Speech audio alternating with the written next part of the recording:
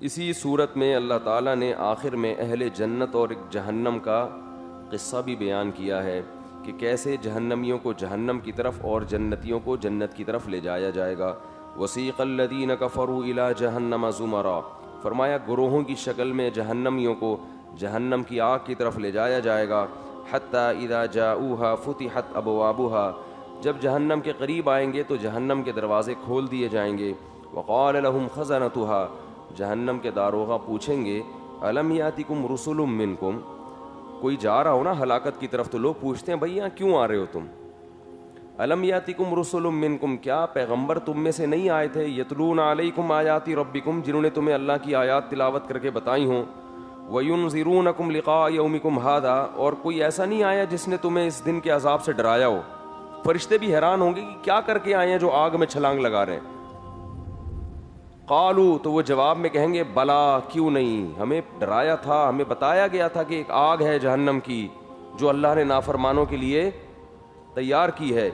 ولکن حقت کلمۃ العذاب علی الکافرین، لیکن اللہ کے عذاب کا کلمہ ہم پر ثابت ہو چکا تھا. اسی کو قرآن میں دوسرے مقام پہ فرمایا غلبت علینا شقوتنا، اے اللہ ہم پر بدبختی غالب آ گئی تھی. بعض دفعہ ایک انسان کو پتہ ہوتا ہے نا یہ کام صحیح ہے یہ غلط ہے، وہ پھر بھی غلط کرتا ہے، نقصان ہوتا ہے، تو کہتا ہے یار میری پتہ نہیں مجھ پہ کوئی بدبختی آ گئی تھی، مجھے پتہ بھی تھا کہ غلط ہے پھر بھی میں نے کیا، پتہ نہیں میرا دماغ معاف ہو گیا تھا، مجھے کیا ہو گیا تھا، میں خود حیران ہوں. کہتے ہیں نا لوگ. بالکل یہی تبصرہ ہوگا اہل جہنم کا، اور کہیں گے ربنا غلبت علینا شقوتنا، اے اللہ کمبختی بدبختی غالب آ گئی تھی اور واقعی ہم گمراہ تھے، ایک دفعہ ہمیں مہلت دے دے. فَإِنْ عُدْنَا فَإِنَّا ظَالِمُونَ، اگر دوبارہ تیری نافرمانی کی تو ہم واقعی ظالمین میں سے ہوں گے. فرمایا کہ یہ کہیں گے قِيلَ ادْخُلُوا أَبْوَابَ جَهَنَّمَ، کہا جائے گا کہ جہنم کے دروازوں میں داخل ہو جاؤ. فَبِئْسَ مَثْوَى الْمُتَكَبِّرِينَ، فرمایا تکبر کرنے والوں کا کیسا ہی برا ٹھکانہ ہے. تکبر کیسا؟ اللہ کے احکام سے تکبر. جب انسان اللہ کا حکم سنے تو اس کے سامنے بچ جائے، بس یہ کرنا ہے. یہ اس سے بڑا کبر کوئی نہیں ہے کہ اللہ کی آیات تلاوت کی جائیں اور انسان اس پر عمل نہ کرے، یہی سب سے بڑا تکبر ہے. وسیق الذین اتقوا ربهم الی الجنۃ زمرا، فرمایا جو اپنے رب سے ڈرتے تھے. ڈرنے کا یہ مطلب نہیں کہ کانپتے رہتے تھے ہر وقت.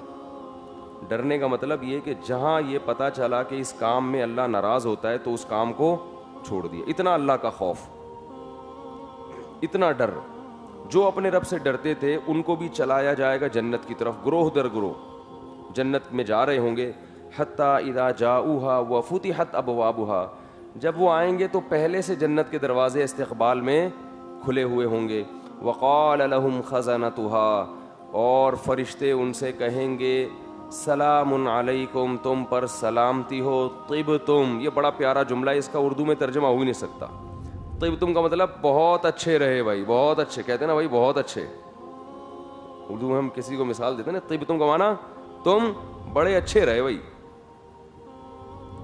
بھائی کسی کو کوئی خاص تحفہ مل رہا ہو یا کوئی بہت ایک دم اس کا کوئی جاب اچھی مل گئی ہو تو ہم اسے کہتے ہیں نا یار تم بڑے اچھے رہے بھائی، اس کو یہ بڑا اچھا ہو گیا بھائی. تو طبتم، تم کیسے رہے؟ بڑے ہی اچھے رہے بھائی، تمہارے ساتھ تو معاملہ بہت اچھا ہو گیا. فادخلوها خالدین، ان باغات میں داخل ہو جاؤ ہمیشہ کے لیے. کتنا سکون ملے گا جنتیوں کو جب وہ یہ سنیں گے کہ ہم پر موت واقع